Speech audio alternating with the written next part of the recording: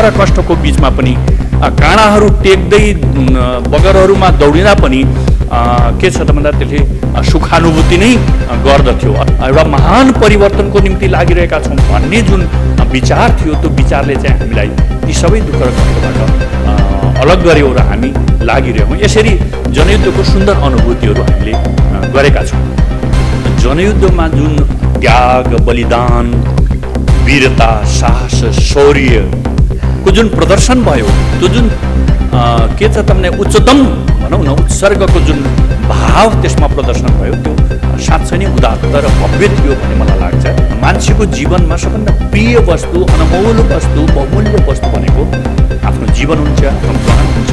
तर त्यो जीवन र प्राणलाई त्यागेर आफ्नो टाउकोमा आफै कफन बाँधेर आफू मरिसकेपछि ल्याएर खन्ने खाल्टाहरू आफै खनेर अनि आफ्नो लास बोक्नको निम्ति डोका आफै बोकेर अनि त्यहाँदेखि स्ट्रेचरहरू आफै बनाएर अनि युद्धमा सामेल हुने, युद्धमा लाग्ने, यो ठुलो त्यागको एउटा अनुपम उदाहरण थियो।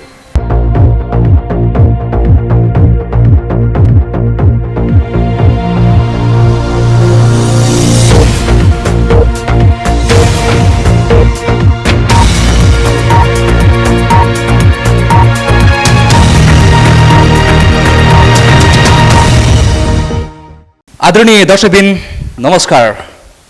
यहाँहरूले रिमिङ अनलाइन टिभी हेरिरहनु भएको छ।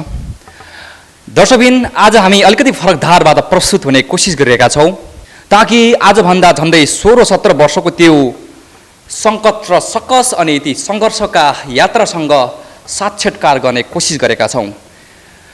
2052 सालदेखि 2063 सालसम्म आउँदै गर्दा जनयुद्ध झन्डै 10 वर्ष चलिरह्यो। चाहेर या नचाहेर जनयुद्ध चलिरह्यो र जस प्रकारले जनयुद्ध गरेर आम नागरिकको अवस्थालाई परिवर्तन गर्ने भन्ने जस प्रकारको उद्देश्य परिकल्पना लिएर अगाडि बढिरहनु भएका विशेष व्यक्तिहरूसँगको आजको कुराकानीलाई अगाडि बढाउने प्रयास गर्नेछौँ। यसैबीच जनयुद्धमा भए गरेका घटना अनि परिघटनाको बारेमा विस्तृत जानकारी लिनको लागि आज हामीसँग स्टुडियोमा आमन्त्रण गरेका छौँ। यसै सिलसिलाबीच जनयुद्धको सेरोफेरोमा रहेर आजको बहसलाई अगाडि बढाउँदैछौँ। यति बेला हामीसँग हुनुहुन्छ लेखक तथा राजनीतिक विश्लेषक, अझ भनौँ भने जनयुद्धलाई नजिकबाट आफ्नो सङ्कट र सकस र सङ्घर्षपूर्ण जिन्दगी बिताइरहनुभएका लेखक तथा राजनीतिक विश्लेषक ईश्वरचन्द्र गेवाली हुनुहुन्छ। सर, यहाँलाई कार्यक्रममा स्वागत छ। नमस्कार, धन्यवाद।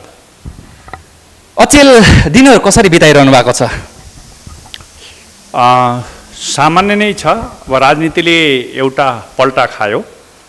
हामीले हिजो 10 वर्षको जनयुद्ध बडो तीव्रताका साथ, बडो ओज र ऊर्जाका साथ सङ्घर्ष गरेका थियौँ 10 वर्षको जनयुद्धमा।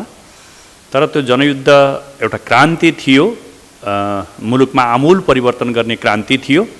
तर त्यो क्रान्ति आज प्रतिक्रान्तिमा बदलिएको छ र राजनीतिले समाजलाई दिनुपर्ने जुन उन्नत चरित्रको भनौँ राज्य व्यवस्था हो, त्यो दिन नसकेको परिस्थितिले गर्दा यो बडो निराशाको स्थितिमा भएको हुनाले यो बडो एउटा संवेदनाहीन परिस्थितिको रूपमा गइरहेको छ। त्यसैमा हामी पनि त्यसैमा रुमल्लिरहेका छौँ। तपाईँले यो प्रश्नबाट सुरुवात गर्छौँ कि तपाईँ एक कवि मात्र होइन कि साहित्यकार, पत्रकार, राजनीतिक विश्लेषक, सांस्कृतिक नेता सबै हुनुहुँदो रहेछ। आफूलाई परिचय दिनुपर्दा कुन मुख्य मान्नुहुन्छ? ठिक, तपाईँले भनेको कुरा केही सत्य पनि हो। मैले राजनीतिक क्षेत्रमा पनि काम गरेँ, राजनीतिको क्षेत्रमा पनि काम गरेँ, सांस्कृतिक आन्दोलनको भूमिका पनि मैले निर्वाह गरेँ, त्यसको नेतृत्वदायी भूमिका पनि मैले निर्वाह गरेँ। त्यसै गरी पत्रकार पनि भएँ, म कवि, साहित्यकार, लेखक पनि भएँ, म प्राध्यापन पेसामा पनि मैले प्राध्यापन गरेँ, मास्टर पनि भएँ। यी सबै चिजहरू छन्। तर मैले आज आफूलाई उभ्याउनु पर्दा, आम जनताको बिचमा परिचित गराउनु पर्दा म एउटा कवि हुँ अथवा एउटा लेखक हुँ, एउटा साहित्यकार नै हुँ। म राजनीतिलाई, समाजलाई, भनौँ मानव जातिका पीडा र समस्याहरूलाई साहित्यको माध्यमबाट अभिव्यक्त गर्न बढी रुचाउँछु। त्यसले गर्दा मैले आफ्नो परिचयलाई अझ मूल रूपमा भन्दाखेरि म साहित्य क्षेत्रको एउटा अभियन्ता हुँ भन्ने बुझ्दा हुन्छ। तपाईँ एक साहित्यकार अथवा प्राध्यापक हुनुहुँदो रहेछ, तर तपाईँ आफै साहित्यकार प्राध्यापक भएर पनि जनयुद्धमा लाग्नु भएछ। जनयुद्धमा भएका 2-4 अनुभूतिहरू राखिदिनुहोस् न है। यो समाजलाई परिवर्तन गर्नको निम्ति एउटा ठुलो क्रान्ति जरुरत छ भन्ने कुराको बोध भइसकेपछि माओवादी जनयुद्धले जुन उत्कर्ष प्राप्त गर्यो र इतिहासमा समाजलाई बदल्नको निम्ति सशस्त्र सङ्घर्ष जरुरी छ भन्ने त्यो मार्क्सवादी चिन्तनको आधारमा जनयुद्ध सुरुवात भएको र एउटा महान प्रतिबद्धताका साथ त्यो सुरुवात भएको हुनाले त्यसले त्यो विचारले मलाई पनि आकर्षित गर्यो र मैले प्राध्यापन गर्दा गर्दै छोडेर त्यो जागिरलाई छोडेर स्कुललाई छोडेर अरू आफ्ना गतिविधि भनौँ साहित्यिक सांस्कृतिक गतिविधिलाई छोडेर म जनयुद्धमा समाहित भएँ। यसरी चाहिँ गएँ। तर यो जनयुद्धको पिरियडमा मैले एउटा विशिष्ट अनुभूति गरेको छु। जनयुद्धमा भोगिएका पीडाहरू असाध्य गहिरा पनि छन्। कहीँ गोलीका पर्राहरूलाई छल्दै हिँड्नु, कहीँ बमका धक्काहरूलाई छल्दै हिँड्नु, कहीँ बारुदका धुवाँहरूबाट भनौँ न पिल्सिँदै अगाडि बढ्नु, भन्ज्याङहरू काट्नु, रातारात के त भन्दाखेरि ठुल्ठुला पहाडहरू चढ्नु, बिना विश्राम निरन्तर के छ त भन्दा सङ्घर्षमा निरन्तर अगाडि बढिरहनु, अनि जनताको बिचमा पस्नु, जनताका दुःख र पीडाहरू कस्ता छन् र गाउँले जनताहरूले कस्तो पीडा भोगिरहेका छन् भन्ने कुराको अनुभव गर्नु, यिनी सबै कुराहरू जनयुद्धको दौरानमा मैले अनुभव गरेका विषय हुन्। नेपाली जनता 250 वर्षको सामन्ती राज्य व्यवस्थाको शासनभित्र यति प्रताडित भयो, यति दुखी भयो कि यति भनौँ न त्यो यति दबियो हेपियो कि के छ त भन्दाखेरि उसले एउटा साह्रै दर्दनाक जीवन, नारकीय जीवन भोग्यो। त्यो भोगाइबाट जनतालाई मुक्त गर्नुपर्छ भन्ने चेतनाले जनयुद्ध जुन सुरुवात भयो त्यो चाहिँ एउटा महान कार्य थियो भन्ने लाग्यो र जनताले त्यसलाई चाहिँ राम्रो रूपमा पनि बुझे, जसले गाउँ गाउँमा आम जनताले चाहिँ जनयुद्धलाई साथ पनि दिए। र यसरी के छ त भन्दाखेरि एउटा राम्रो अनुभूति मैले जनयुद्धमा लागेपछि एउटा राम्रो अनुभूति गएँ। जेल नेल यातना दुःख कष्ट पीडा भोक रोग शोक जस्ता कुराहरूलाई पार गर्दै यता अनन्त भनौँ न समस्या दर्द र वेदनाहरूलाई पार गर्दै जनयुद्धमा हामीले 10 वर्ष बितायौँ। जेलको यातनाका पीडाहरू खपिन सक्नु खालका थिए भने जङ्गल अथवा गाउँहरूमा कहिले भोकै कहिले प्यासै हिँड्नु, होइन, आफ्नो घर परिवार श्री सम्पत्ति सम्बन्ध नाता गोता आफ्नो आम्दानीका स्रोत सबै त्यागेर सबै छोडेर अनि देशको मुक्तिको खातिर देशको परिवर्तनको खातिर जनतालाई अधिकार सम्पन्न बनाउने खातिर यो जनयुद्ध लडिएको भन्ने जुन उच्चतम भनौँ न चेतनाको जुन उज्यालो थियो त्यसले जुन प्रभावित पार्यो प्रकाशित गर्यो, त्यसले आत्मबोध पनि गरायो र यसरी हामी जनयुद्धमा एउटा सुन्दर अनुभूति नै जनयुद्धको दौरानमा हामीले भोग्यौँ। जनताका माया प्रेम र जनताका दुःख कष्टहरूसँग सँगसँगै हेलिने जुन प्रक्रिया थियो असाध्य सुन्दर थियो र त्यसले भनौँ न आत्मानुभूति अत्यन्त के त भन्दाखेरि स्वानुभूति भन्नुहोस् न जसलाई, त्यो चाहिँ के थियो त भन्दाखेरि प्रिय थियो भन्ने लाग्छ। दुःख र कष्टको बिचमा पनि काँडाहरू टेक्दै बगरहरूमा दौडिँदा पनि के छ त भन्दा त्यसले सुखानुभूति नै गर्दथ्यो। अर्थात् दर्दको बिचमा पनि वेदनाको बिचमा पनि दुःख र कष्टको बिचमा पनि हामी एउटा महान उद्देश्यका साथ एउटा महान परिवर्तनको निम्ति लागिरहेका छौँ भन्ने जुन विचार थियो त्यो विचारले चाहिँ हामीलाई ती सबै दुःख र कष्टबाट अलग गर्यो र हामी लागिरहेछौँ। यसरी जनयुद्धको सुन्दर अनुभूतिहरू हामीले गरेका छौँ। 2052 सालदेखि 2063 साल यानि कि झन्डै 10 वर्ष जनयुद्ध चलिरह्यो, त्यो चाहेर होस् या नचाहेर होस्। मैले पृष्ठभूमिमा पनि भनिसकेको छु। तपाईँहरूले जस प्रकारको आम नागरिक आम जनताको अवस्थालाई परिवर्तन गर्ने भन्ने जस प्रकारले परिकल्पना उद्देश्य लिएर जनयुद्धमा लाग्नु भएको रहेछ। 2063 सालपछि व्यवस्थाहरू धेरै परिवर्तन भएका छन्, तर आम नागरिकको अवस्था भने जीवको त्यो रहेको छ। यसमा लागेर तपाईँलाई पश्चाताप त लागेको छैन? यो मौल्य पश्चाताप नै भयो भन्ने म ठान्दिनँ।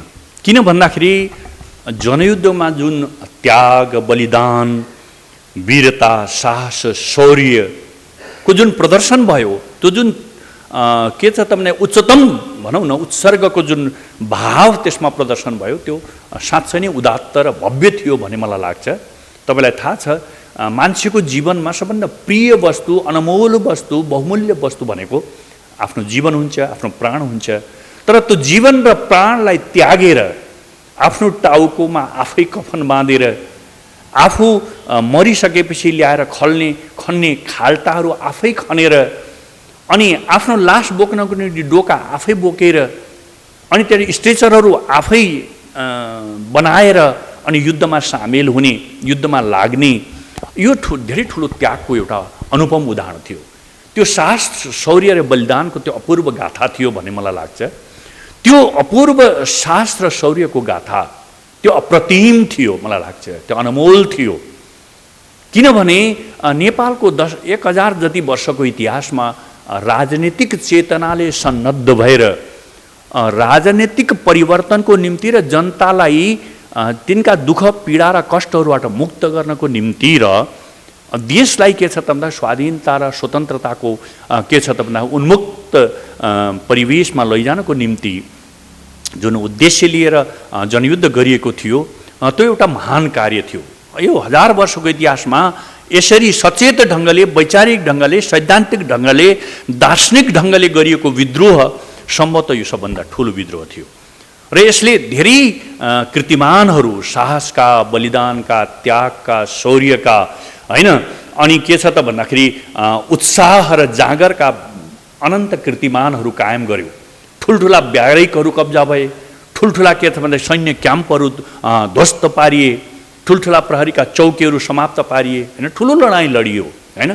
यसरी के छ त भन्दाखेरि त्यो पवित्र उद्देश्यको साथ, त्यो राजनैतिक इच्छा प्राप्ति, राजनैतिक के छ त भन्दाखेरि उद्देश्य प्राप्तिको निम्ति गरिएको एउटा महान कार्य थियो र त्यसले गर्दाखेरि यो जुन कार्य भएको थियो त्यो महान कार्य थियो। त्यसमा लागेर मैले आफूलाई पश्चाताप बोध गर्दिनँ। हो, निश्चित रूपमा त्यो जनयुद्ध अहिले प्रतिक्रान्तिमा परिणत भएको, क्रान्ति प्रतिक्रान्तिमा परिणत भएको छ। अब जति जनताले उपलब्धिहरू, जुन जनताले जुन आशा गरेका थिए, जनताका जुन समस्याहरूको समाधानको कुराहरू त्यसमा उठाइएको थियो, जुन दुःख र पीडाहरूको सम्बोधन गर्ने वाचाहरू जनयुद्धमा गरिएको थियो, तिनीहरू अहिले आएर पुरा भएका छैनन्। हो, कतिपय कुराहरू पुरा भएका छन्, केही सबै असफलता भयो भन्ने होइन, केही यसका प्राप्तिहरू छन्, केही यसका उपलब्धिहरू छन्। प्राप्ति र अप्राप्ति, उपलब्धि र अनुपलब्धिको बिचमा नै यहाँसम्म आइपुगेका छौँ। तर के छ त भन्दाखेरि जनयुद्ध एउटा उदात्त भावका साथ, एउटा पवित्र चेतनाका साथ, एउटा राष्ट्रिय भावनाका साथ देशलाई एउटा नयाँ उचाइमा, एउटा नयाँ शिखरमा पुर्याउने, अर्थात् उन्नति, समृद्धि, हैन, सुन्दर भविष्य अनि विकास र प्रगतिको उच्चतम लक्ष्यहरूमा पुर्याउनको निम्ति गरिएको यो के थियो त भन्दाखेरि एउटा भीषण सङ्घर्ष थियो। त्यसले गर्दाखेरि यसमा लागेर मलाई पश्चाताप होइन, गर्वको महसुस हुन्छ। हामीले महान देशको निम्ति धेरै ठुलो रगत, पसिना, आँसुको बलिदान गरेका छौँ, त्याग गरेका छौँ, हैन। त्यो धेरै ठुलो उत्सर्ग थियो भन्ने मलाई लाग्छ। त्यसले गर्दा यसलाई पछुताउनु पर्ने होइन। तर जुन उपलब्धिहरू, जुन उद्देश्यहरू, जुन आशा र आकाङ्क्षाहरू जनताका थिए, देशका थिए, त्यो चाहिँ पुरा हुन सकेनन्। यसले एउटा निराशा, एउटा खिन्नता, एउटा हीनता चाहिँ जरुर पैदा गरेको छ भन्ने मलाई लाग्छ। 10 वर्षको जनयुद्धमा धेरै भौतिक संरचनाहरू ध्वस्त भइसकेको रहेछ। अझ भनौँ भने त्यही 10 वर्षको जनयुद्धमा 17-18 हजार मान्छे मर्यो भनेर जस प्रकारको अहिले पुष्पकमल दाहाल प्रचण्डलाई आरोप लगाइरहेको छ। अब भन्नुहोस् कि तपाईँ 10 वर्ष जनयुद्धका उपलब्धिहरू के हुन्? यति धेरै मान्छे मरेर पनि के प्राप्त भएन भन्ने लाग्दैन तपाईँलाई? निश्चित रूपले अहिले जनयुद्धका विरुद्ध जनतालाई, जनयुद्धलाई अपराधीकरण गर्ने, भ्रष्टीकरण गर्ने, यसलाई बदनाम गराउने र यसलाई के छ त भन्दाखेरि एउटा हत्यारो अभियानका रूपमा, हत्याको अभियानको रूपमा चित्रित गर्ने, अर्थात् यसलाई नङ्ग्याउने, यसको उच्छेदन गर्ने होइन एउटा प्रवृत्ति नेपालमा विद्यमान छ। त्यो दक्षिणपन्थी विदेशी दलालहरूको अत्यन्त घोर प्रतिक्रियावादी र जनताका शत्रु र दुश्मनहरूको एउटा भयङ्कर ठुलो गोएबल्स शैलीको प्रचारात्मक चाल हो भन्ने मलाई लाग्छ। जस्तो तपाईँले यहाँ भन्नुभयो 17,000 मान्छेहरू मरे तर उपलब्धि त खास केही भएन भन्ने जुन प्रश्न गर्नुभएको छ, निश्चित रूपले 17,000 मान्छेहरू मरेका हुन्। तर त्यो 17,000 मान्छेहरू माओवादीले मारे, प्रचण्डले मारे भन्ने कुरा 100% गलत हो भन्ने मलाई लाग्छ। हो, युद्धमा सामेल भएपछि वारपारको स्थितिमा मलाई मार्न आउने भएपछि मैले पनि मार्न स्वाभाविक हो त्यो, होइन? माओवादीहरूलाई सिद्ध्याउन आइसकेपछि माओवादी सिद्ध्याउन आउनेहरूलाई माओवादीले सिद्ध्याउन खोज्नु त्यो ठुलो कुरो थिएन।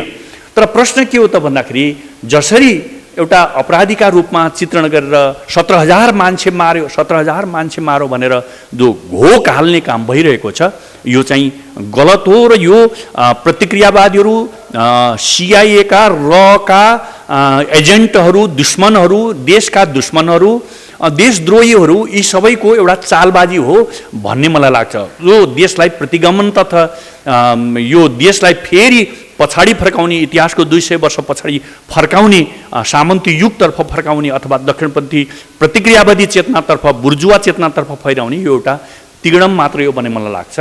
तपाईँले हेर्नुहोस्, ठिक छ युद्धमा मान्छेहरू मारिन्छन्, होइन?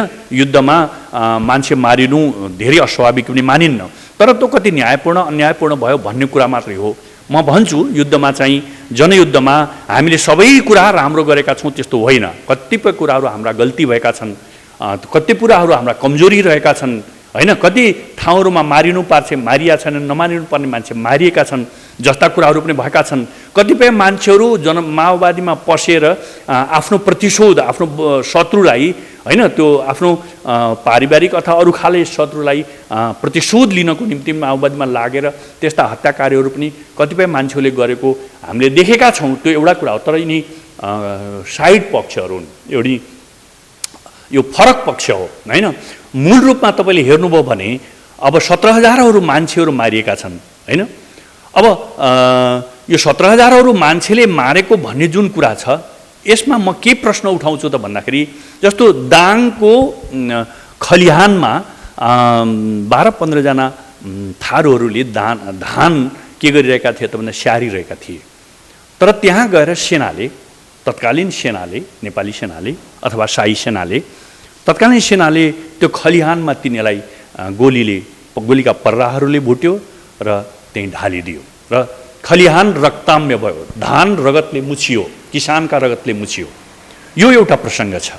म अर्को प्रसङ्ग तपाईँलाई भनौँ, अब त्यहाँ 11 जना थारूहरू मारिएका थिए भने अब अर्को कोटवाडामा तपाईँले एयरपोर्ट खनिरहेका यो धादिङका जुन प्रजाजातिका 36 जना जुन मजदुरहरू थिए तिनीहरू एयरपोर्ट खनिरहेका थिए, एयरपोर्ट सम्माइरहेका थिए, त्यहाँ काम गरिरहेका थिए, लेबरको काम गरिरहेका थिए।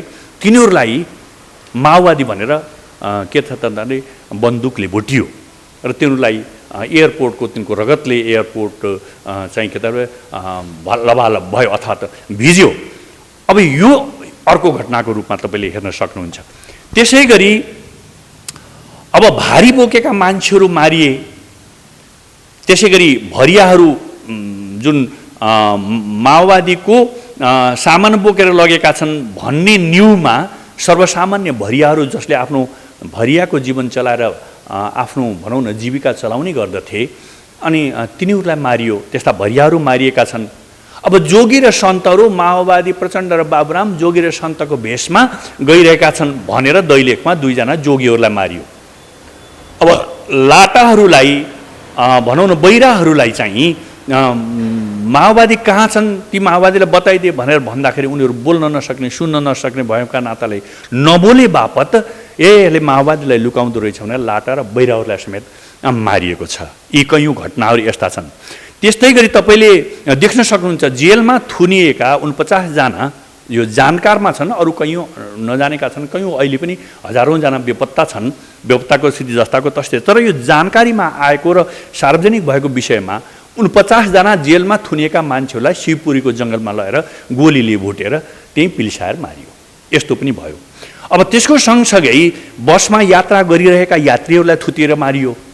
स्कुलमा पढिरहेका केटाकेटी र नानीलाई तपाईँलाई थाहा छ मन्जु कुँवर सिन्धुलीमा मन्जु कुँवर जो क्लासमा पढिरहेकी थिइन् 6-7 क्लासमा पढ्थिन् तिनलाई थुपेर लगेर पल्टेर लगेर खोल्सामा लगेर गोली हानियो यसरी पनि मारियो यदि नानी केटाकेटीहरू माओवादीका छोराछोरी भए नाताले पनि त मारिएको छ मान्छेहरू यस्ता कुराहरू पनि भएका छन् अब यो त्यसको सँगसँगै अस्पतालमा भर्ना भएका घाइतेहरूलाई गिरफ्तार गरेर मारियो घाइतेहरूलाई मार्न हुन्छ युद्धमा यो त युद्ध अपराध हो त्यस्तो पनि गरिएको छ त्यसले मलाई के भन्न मन लाग्छ त भन्दाखेरि यी सबै मारिएकाहरू माओवादीले मारेको हो त यिनलाई जति मारियो हो निश्चित रूपले माओवादीलाई मराउनको निम्ति सुराकी गर्ने गुप्तचरी गर्ने माओवादी पुलिसहरू बोलाएर सेनाहरू बोलाएर बसेर मिटिङ बसिरहेका माओवादीलाई मार्न लगाउने त्यस्ता केही मान्छेहरू मारिएका छन् निश्चित रूपले उनलाई नमारेको भए हामी मर्नु पर्थ्यो हो यस्तो स्थिति छ तर जसरी 17,000 नेपालीहरूलाई माओवादीले मरायो प्रचण्डले मरायो भने जसरी प्रचण्डलाई गाली गरिएको छ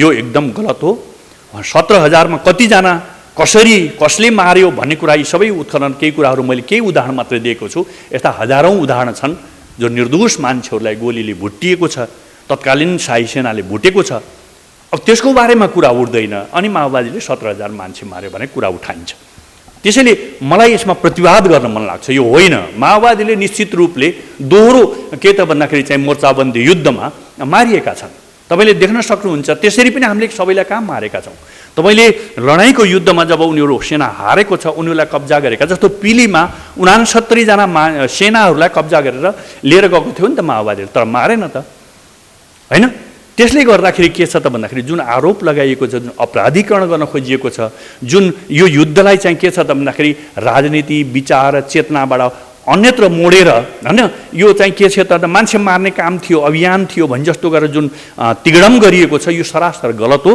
यो खास गरेर रका एजेन्टहरू र सिआइएका एजेन्टहरू र देशद्रोही दलाल शक्तिहरू र प्रतिक्रियावादी र प्रतिगामी शक्तिहरूको यो वेबल्स सहीको प्रचार बाहेक यो अर्को केही पनि होइन अब जहाँसम्म यत्रा मान्छेहरू मारेर उपलब्धि के भयो उपलब्धि त शून्य भयो जुन भन्ने प्रश्न छ त्यो प्रश्नमा मलाई के भन्न मन लाग्छ त भन्दाखेरि केही प्राप्तिहरू के अप्राप्तिहरू मैले अहिले पनि भनिसकेँ छन् निश्चित रूपमा जनयुद्धले दिएका केही प्राप्तिहरूको बारेमा कुराकानी गर्ने हो भने तपाईलाई थाहा छ महिला मधेसी मुस्लिम जनजाति दलित क्षेत्रीय रूपमा उत्पीडन परेका मान्छेहरू हैन अनि अल्पसंख्यक जनजातिहरू यी सबैलाई एउटा राजनीतिक चेतनाले समृद्ध बनाउने काम अथवा चेतनाबाट जगाउने काम राजनीतिक विचार उनको मस्तिष्कमा भर्ने काम जो पिछडिएका थिए अत्यन्त उत्पीडित थिए दमित थिए हेपिएका थिए तिनीहरूलाई जगाउने काम जुन गरेको छ त्यो माओवादी जनयुद्धको अत्यन्त ठुलो उपलब्धि हो भन्ने मलाई लाग्छ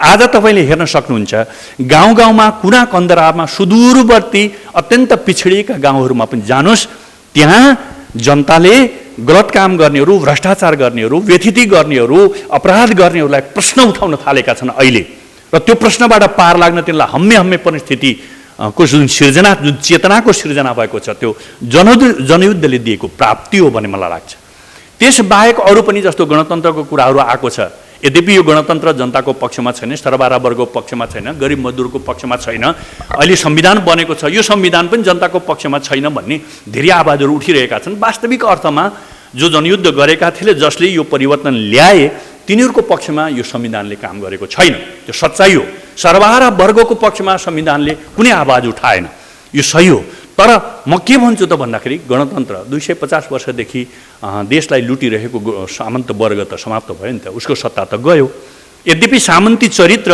सामन्ती प्रवृत्ति सामन्ती संस्कार हैन सामन्ती संस्कृति सामन्त वर्गहरूबाट अहिले चाहिँ के छ त भन्दाखेरि सत्ताधारी वर्गहरूमा सत्ताधारी दलका नेताहरूमा त्यो उत्तरदायिनीको रूपमा आएको छ त्यसलाई म नकार्दिन तर प्रश्न के हो त भन्दाखेरि सामन्तवादको जुन रूपगत चरित्र थियो अथवा रूपगत जुन आकार थियो अथवा सत्ता थियो त्यो ढल्यो यो एउटा अर्को उपलब्धि जस्तो मलाई लाग्छ यसबाहेक यहाँ समानताका कुराहरू छन् समावेशिकताका कुराहरू छन् तपाईले भन्नु न अहिले चाहिँ जस्तो अल्पसंख्यक जनजातिहरू जुन छन् तिनीहरूलाई चाहिँ अर्थात् सुदूरवर्ती क्षेत्र जस्तो कर्णाली प्रदेश जस्ता अत्यन्त पिछडिएका राज्यले कहिल्यै पनि उनीहरूलाई चाहिँ के त थान नदिएका त्यस्ता क्षेत्रहरू तिनीहरूले पनि आवाज उठाउन सक्ने भएका छन् निश्चित रूपमा यस्ता क्षेत्रहरू छन् जहाँ तिनीहरू अत्यन्त राज्य सत्ताबाट, केन्द्रीय राज्य सत्ताबाट पुरै उपेक्षित छन्।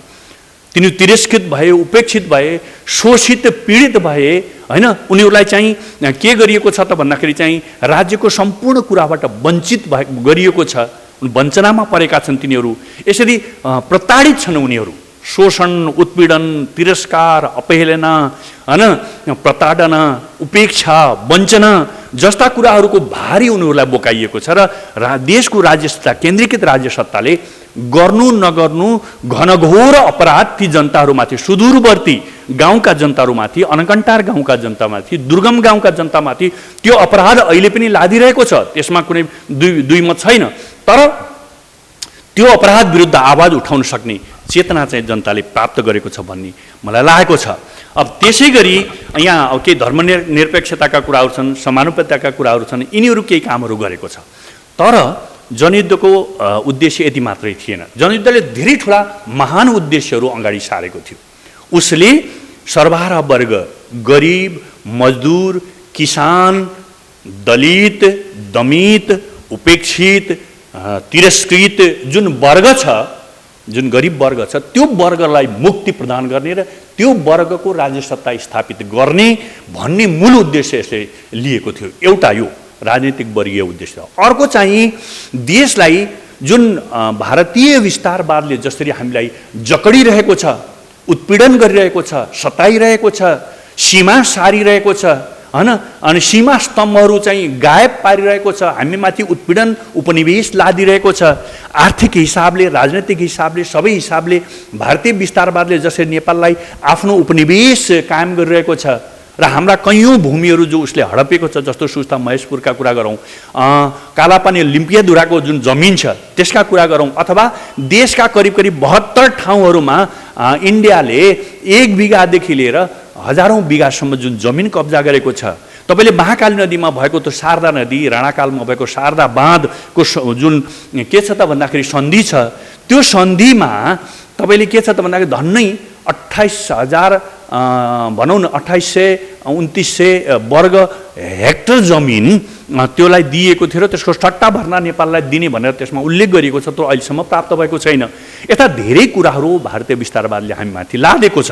जबरजस्ती कतिपय सन्धिहरू लादेको छ, जबरजस्ती कतिपय उत्पीडनहरू हामीलाई कायम गरेको छ। अनि भारतबाट आउने वर्षभरि लेबर गरेर, मजदुर गरेर, सडक बढारेर, रिक्सा चलाएर, कुल्ली र दरबान भएर कमाएको जुन जेने तेन रगत पसिनाको रोजीरोटी धान्नको निम्ति कमाएका जुन नेपाली मजदुरहरूले घर फर्केर आउने बेलामा तपाईँले सीमामा तिनलाई लुटिन्छ, एसएसबीले लुट्छ, तिनले बन्दुक प्रहार गर्छ, होइन। कतिजना हाम्रा सीमा क्षेत्रका चाहिँ नेपाली नागरिकहरू एसएसबीले बन्दुकले मारेको छ। तपाईँले अस्ति भर्खर तपाईँ देख्नुभयो, तुइन काटेर एसएसबीले नेपाली एउटा नागरिकलाई मारिदियो।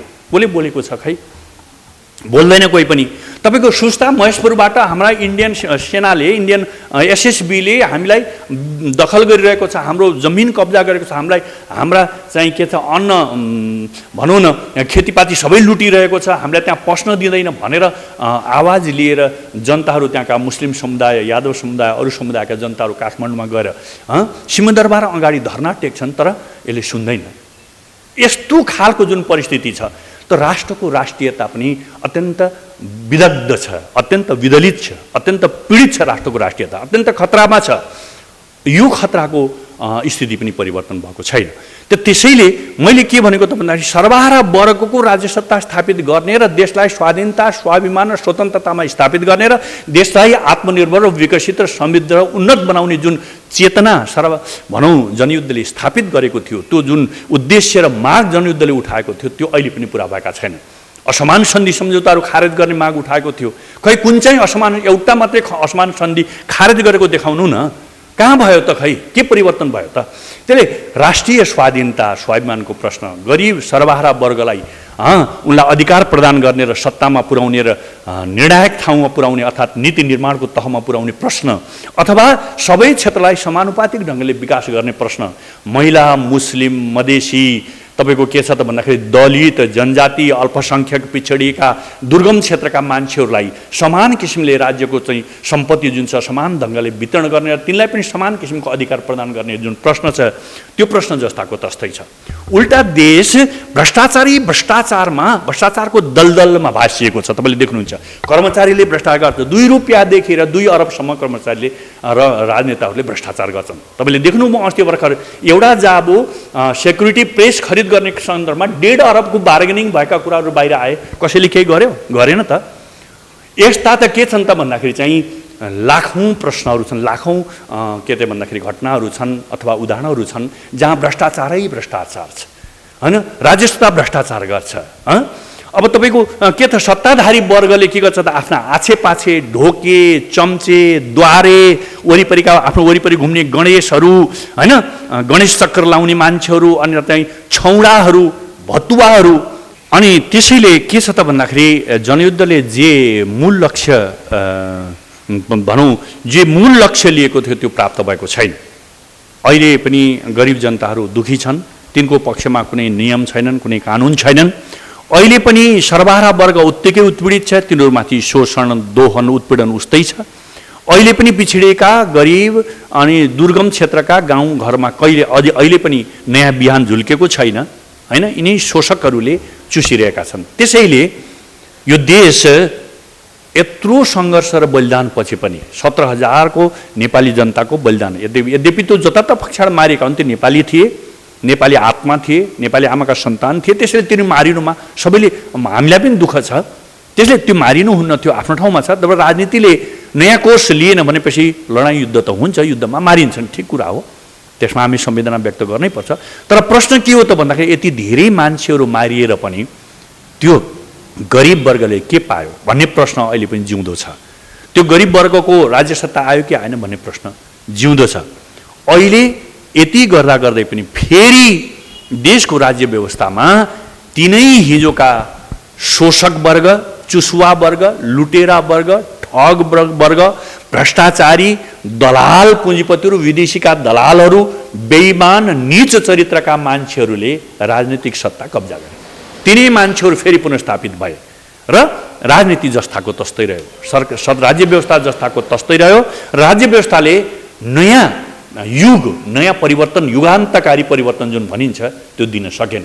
हिजोकै युगमा राज्य सत्ता चलिरहेको छ, यो स्थिति रहेको छ। र यसरी जनताका पीडाहरूलाई, संवेदनाहरूलाई, जनताका समस्याहरूलाई, आवाजहरूलाई, जनताले पाएका अन्याय र व्यथितिहरूलाई, जनतामा लादिएका जुन के छन् भ्रष्टाचार र उत्पीडनहरूलाई, होइन, त्यो सबै चिजहरूलाई जनताले आवाज उठाउँछ तर सुनिँदैन। सत्तामा बस्नेहरू भ्रष्ट छन्, बहिरा छन्, ती लाटा छन्, ती चेतनाहीन, चेष्टाहीन, शून्य चेतनायुक्त छन्।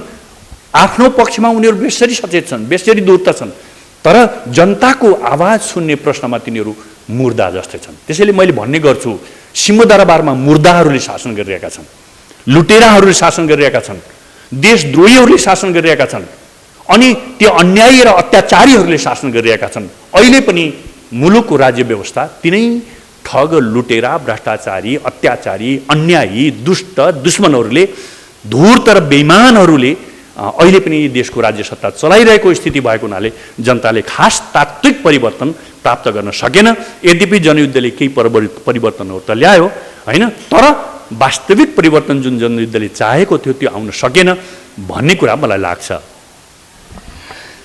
जस प्रकारको युद्ध वा विद्रोह चल्यो 2052 देखि 2063 सालसम्म, त्यति बेला माओवादी भन्दा त मान्छेहरू एकदमै डराउने गर्थ्यो। इभन अहिले पनि तपाईँलाई अधिकांश मान्छेहरूले सराप्ने गर्छन्। तर माओवादी भनेर आफूलाई चिनाउँदै गर्दाखेरि तपाईँलाई लाज हुन्छ कि हुँदैन सर? हेर्नुहोस्, यो पनि एउटा गम्भीर प्रश्न हो भन्ने मलाई लाग्छ। निश्चित रूपले हामीले जे चाहेका थियौँ र जनतालाई जे दिन भनेका थियौँ दिन नसकेकोमा हामीलाई पीडा छ, दुःख छ। तर माओवादी हुनुमा मलाई कुनै लज्जाबोध छैन, मलाई त गर्वबोध हुन्छ।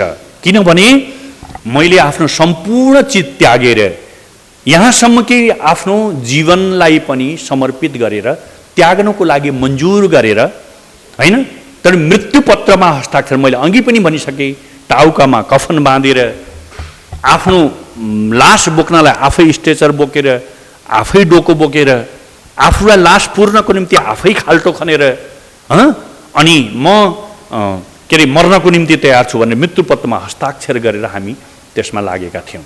तपाईँलाई थाहा छ होइन, जब जनयुद्धको मोर्चाबद्धी लडाइँ हुन्छ, सेनासित प्रत्यक्ष मोर्चाबद्ध युद्ध लड्ने हुन्छ, त्यो बेलामा एसाल्ट ग्रुप भन्ने हुन्छ एउटा। पहिलो एसाल्ट ग्रुप, दोस्रो एसाल्ट ग्रुप, तेस्रो एसाल्ट ग्रुप, चौथो एसाल्ट ग्रुप, त्यसपछि बल्ल मरिन अर्थात् सिपाहीहरू लड्न जाने स्थिति हुन्छ।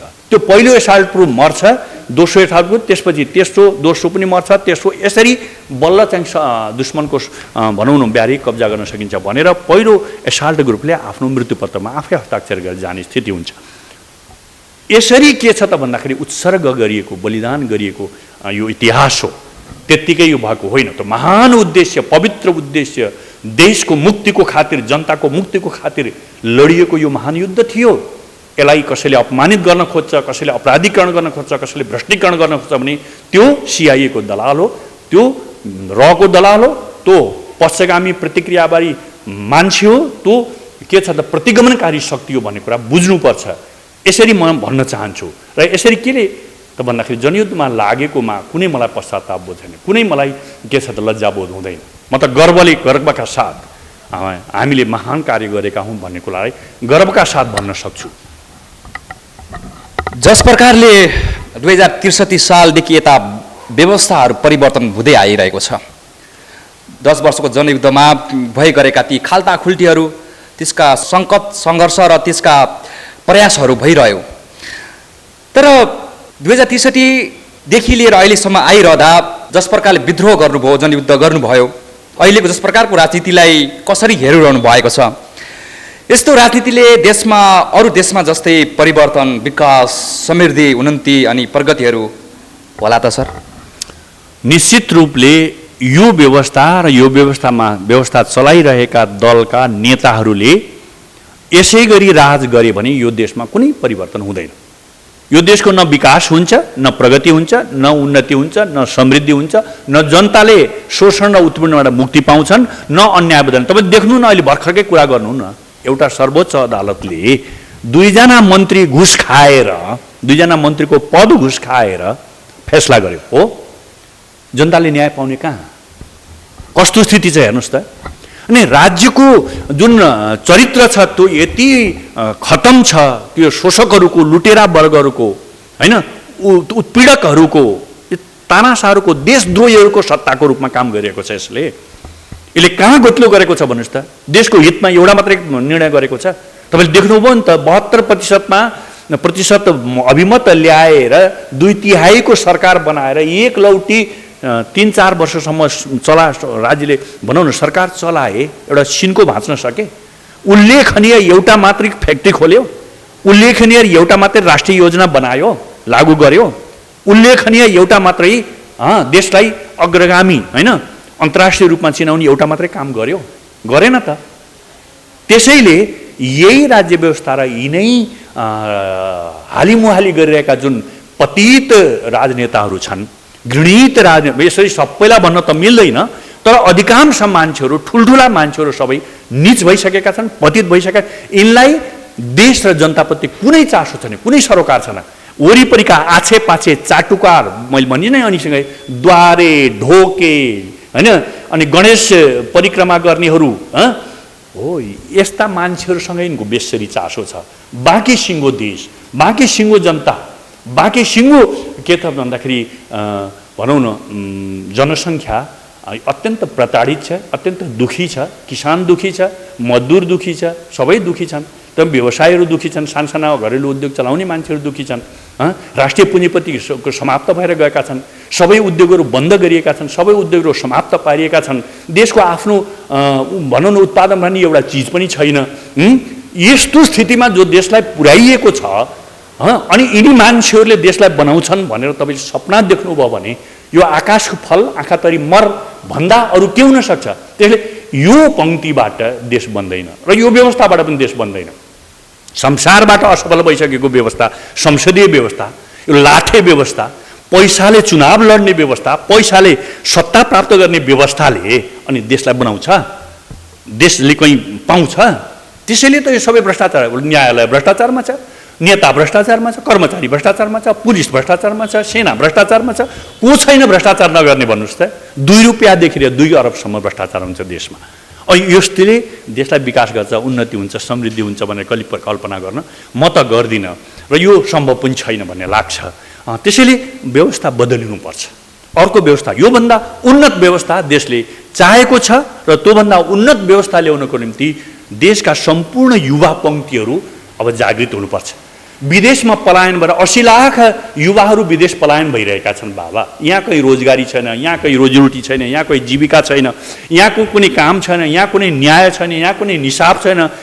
तपाईँ जहाँ जानुहोस् पैसा नदिकन तपाईँको एउटा फाइल ओल्तिरदेखि पल्तिर सर्दैन। यो देशमा केही हुन्छ? अनि युवाहरू किन पलायन हुँदैन? प्रतिभाहरू किन पलायन हुँदैन? सबै देशका प्रतिभा र युवा पङ्क्तिलाई विदेशमा लखेटेर अनि यी नीचहरूले, पामरहरूले देशको राज्य सत्ता सञ्चालन गरिराख्यो भने देश बन्छ? कहिले नै बन्दैन। त्यसैले यिनी पामरहरूलाई फ्याँकेर युवाहरूले नयाँ जोस, चेतना र राष्ट्रिय भावना र राष्ट्रभक्ति, राष्ट्रप्रेमको भावले ओतप्रोत भएर ओज भरिएका ती युवाहरूले फेरि सङ्घर्ष गरेर यो परिपाटीलाई फ्याँकेर नयाँ तरिकाले आयो भने देश समुन्नत हुन्छ। देशमा धेरै सम्भावनाहरू छन्, उज्यालो देशको भविष्य पनि छ।